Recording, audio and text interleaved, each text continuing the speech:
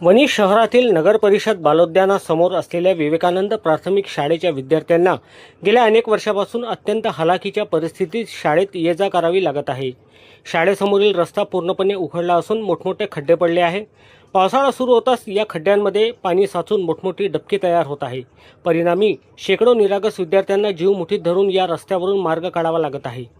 शिक्षणासाठी शाळेत जाणाऱ्या चिमुकल्यांना रोजच चिखल, घाण आणि पाण्याच्या डबक्यातून वाट काढावी लागत असल्याचे चित्र संतापजनक आहे।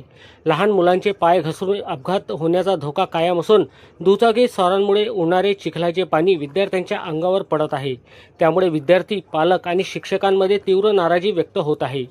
याहूनही गंभीर बाब म्हणजे या खड्ड्यांमध्ये साचलेले दूषित पाणी डासांच्या उत्पत्तीला पोषक ठरत असून डेंग्यू, मलेरिया, चिकनगुनिया सारख्या साथीच्या आजारांचा धोका वाढला आहे।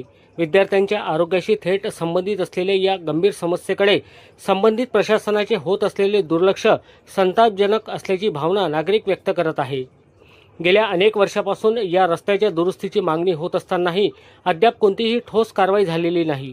निवडणुकांच्या काळात विकासाची मोठमोठी आश्वासने देणाऱ्या लोकप्रतिनिधींनी आता या समस्येकडे गांभीर्याने पाहण्याची गरज निर्माण झाली आहे।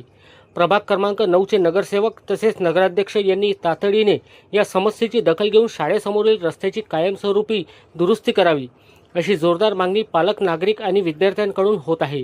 एखादी दुर्घटना घडल्यानंतर जागे होण्यापेक्षा प्रशासनाने त्वरित पावले उचलून विद्यार्थ्यांना सुरक्षित रस्ता उपलब्ध करून द्यावा, अशी अपेक्षा व्यक्त होत आहे।